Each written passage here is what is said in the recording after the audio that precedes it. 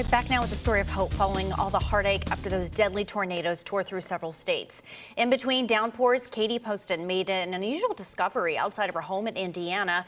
Not a note, but a photograph. A woman in a striped dress holding a little boy in her lap from 1942. Against all odds, the photo traveled through wind and rain more than 150 miles from Dawson Springs to Katie's driveway. She was able to find the family through social media. She's going to hand deliver the photograph herself.